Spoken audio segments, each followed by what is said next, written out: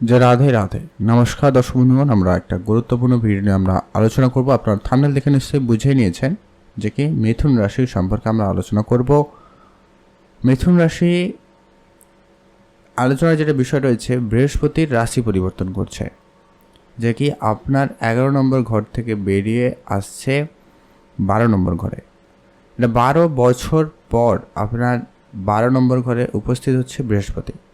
তো এই জায়গায় বৃহস্পতি উপস্থিত হয়ে আপনাকে কী ফল দিতে সক্ষম সেটা নিয়ে আমরা সম্পর্কে আলোচনা করব। তো অবশ্যই আপনারা ভিডিওটি শেষ পর্যন্ত দেখতে থাকুন, অবশ্যই আপনারা ভালোভাবে বুঝতে পারবেন। আমরা ডিটেলসে আলোচনা করব, না নেগেটিভ না পজিটিভ, অ্যাকচুয়ালি যেটা ঘটবে সেটা নিয়ে আমরা আলোচনা করে দেব। গ্রহ দৃষ্টি এবং উপস্থিতির উপরে আমরা বিশ্লেষণ করব আপনি কি ফল পেতে সক্ষম। সবার প্রথমে বৃহস্পতি হচ্ছে রাশি গ্রহগুলির মধ্যে সবথেকে বড় গ্রহ এবং দেবগুরু বৃহস্পতি, ভগবানদের দেবতা এবং গুরু যাকে বলা হয় বৃহস্পতিকে। আর সব থেকে বেশি দায়িত্ব থাকে কিন্তু বৃহস্পতির উপরে। তিনি সন্তানের কারক, জ্ঞানের কারক, ধর্মীয় বিষয়ের কারক, স্বামী কারক, টাকা পয়সার দিক দিয়ে দায়িত্ব ওনার উপর থাকে, উচ্চশিক্ষার দায়িত্ব ওনার উপর থাকে, ভাগ্যের কারকও উনি। অতএব খুবই গুরুত্বপূর্ণ একটা বিষয়। আর এই রাশি পরিবর্তন আপনাদের উপরে কী ফল দিতে সক্ষম সেটা অবশ্যই আমরা ডিটেলসে আলোচনা করব, আপনারা দেখতে থাকুন।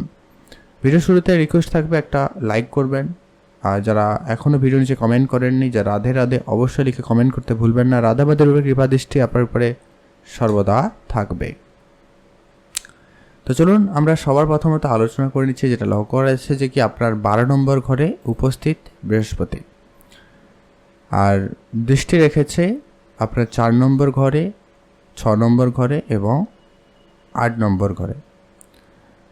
অতএব আর যেটা ঘটনা হচ্ছে যে কি এবারে 12 নম্বর ঘর হচ্ছে কি আপনার হসপিটালের ঘর, আপনার বিদেশের ঘর, বিদেশ যাত্রা বা বিদেশে যারা থাকেন এরকম ব্যাপারটা কিন্তু লক্ষ্য করা হয় এবং খরচপাতিকে লক্ষ্য করা হয়। এই 3টা জিনিস কিন্তু লক্ষ্য করা হয় ওই জায়গা থেকে।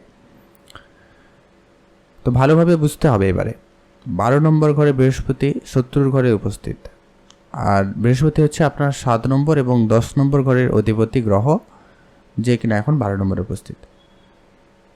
আচ্ছা, যারা অনেকদিন ধরে বিদেশে কাজ খুঁজছিলেন বা বিদেশ যাওয়ার পরিকল্পনা করছেন, এমনটা হয়ে থাকলে আপনাদের জন্য বেশ ভালো সুযোগ আসবে।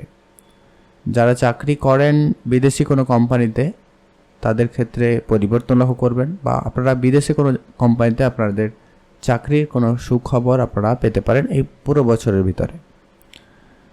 কিন্তু একটা বিষয়ে কোনো রকম ধ্যান রাখবেন যে কোনো রকম আপনারা তাড়াহুড়ো করা থেকে বিরত থাকবেন।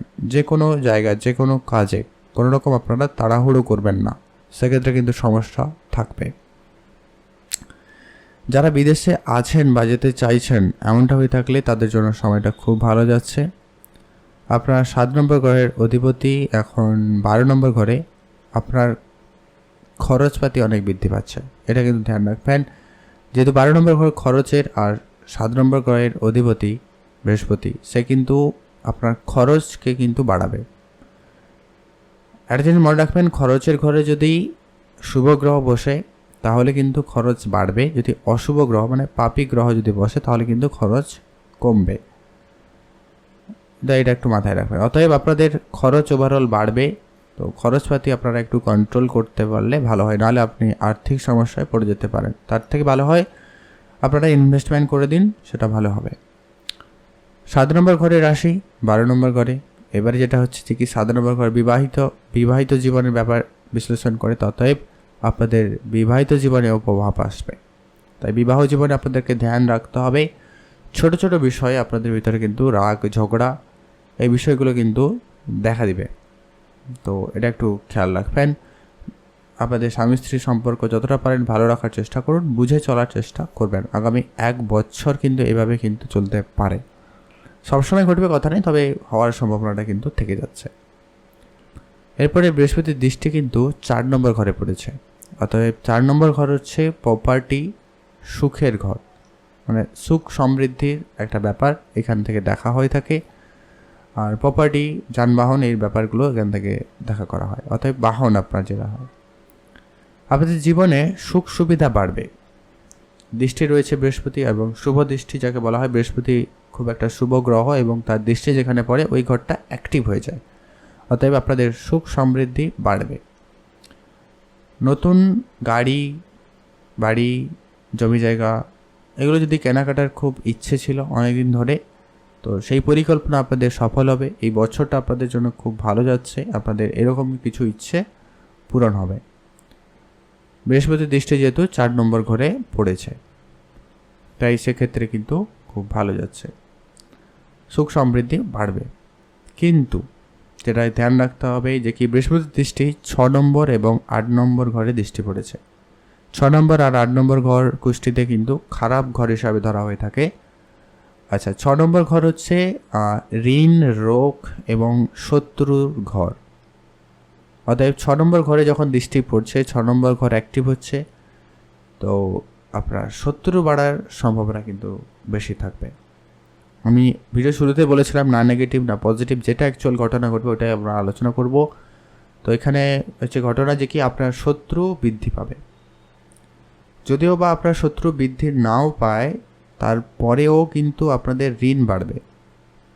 আচ্ছা, এখানে একটা কথা বলে রাখি, শত্রু যেহেতু বাড়বে, সে কতটা আপনার ক্ষতি করতে পারবে কি না পারবে না এটা কিন্তু এখন বলা মুশকিল। এটা কিন্তু আপনার কুষ্টি দেখতে হবে, আপনার লগ্ন কি কেমন রয়েছে, কতটা শক্তিশালী রয়েছে। যদি লগ্ন শক্তিশালী হয় তাহলে আপনার কিছুই হবে না, শত্রুরা আপনার কিছু করতে পারবে না।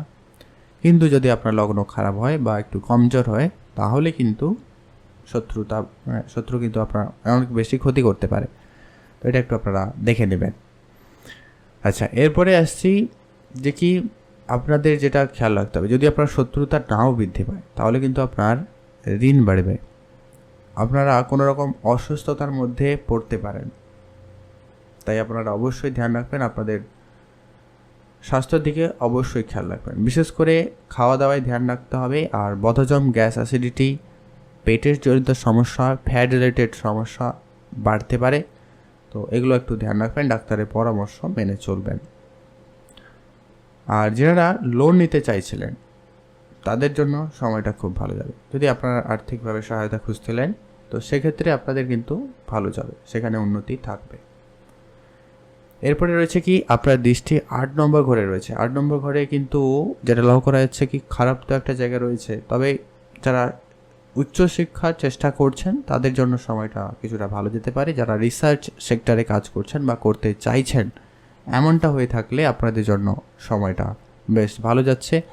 যে কোনো সেক্টরে রিসার্চ হতে পারে, আপনি যে কোনো বিষয় নিয়ে এগোতে পারবেন, মানে আপনার মনটা ঠিক সেমনটাই থাকবে। যে কোনো বিষয় নিয়ে একটু খুঁটিয়ে দেখা বা সেই বিষয়টাকে খুব ভালোভাবে গভীরভাবে জেনে নেওয়া, এরকম টেন্ডেন্সি কিন্তু আপনার মধ্যে থাকছে বা থাকবে। তো সেক্ষেত্রে কিছুটা ভালো বলতে পারেন বা সেই রিলেটেড আপনাদের কাজের সম্ভাবনা থাকবে। আচ্ছা, এই ছিল আপনাদের গুরুত্বপূর্ণ আপডেট। তো বৃহস্পতির এই যে কিছু ক্ষেত্রে আপনার নেগেটিভিটি থাকছে, তো সেগুলোকে একটু কম করতে আপনারা বৃহস্পতির বীজ মন্ত্র পাঠ করবেন রোজ সকালবেলা, আর 108 বার করে প্রতিদিন মন্ত্রটা জপ করার চেষ্টা করবেন। আর বুদ্ধের বীজ মন্ত্র পাঠ করবেন এবং হনুমান চল্লিশা ডেইলি আপনারা পড়ুন। এটা আপনি অনেকটাই নেগেটিভিটি যে প্রভাবগুলো রয়েছে সেখান থেকে আপনারা রেহাই পেতে পারেন। তো আজকের ভিডিও এই পর্যন্ত। কেমন লাগলো ভিডিও লাইক কমেন্ট করে জানাবেন। ভিডিও ভালো লেগে থাকলে অবশ্যই আপনার যদি আত্মীয়স্বজন কেউ থাকে তাদের মধ্যে শেয়ার করতে ভুলবেন না। আপনাদের অসংখ্য ধন্যবাদ ভিডিওটি সম্পূর্ণ দেখার জন্য।